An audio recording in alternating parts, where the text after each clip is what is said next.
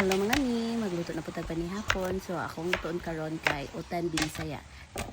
Na atay kalabasa, gabi, okra, kamatis, luya, talong og patola. Sagulan po nato nagkalamunggay, alagbati og ang tanglad. Karon mag-init na ta.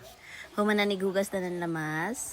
Ing ani day ko magluto no, kanya-kanya man ta og trip. So first kay sa wala pa ni bukal ilunod na nako daan ang kaning gabi og kalabasa.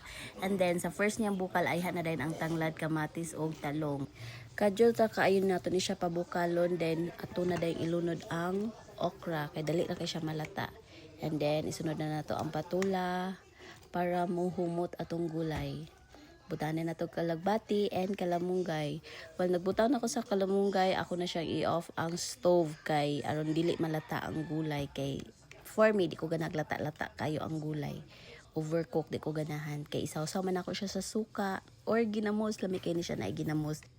Isa jud ni sa ako ang favorite kaayo ang utan binisaya or lawoy or basoy unsa pay tawag ana, basta parisan ni siya og inununan. Mao jud yung paborito namo sudan sa akong lula sa una. Bye! Thank you for watching!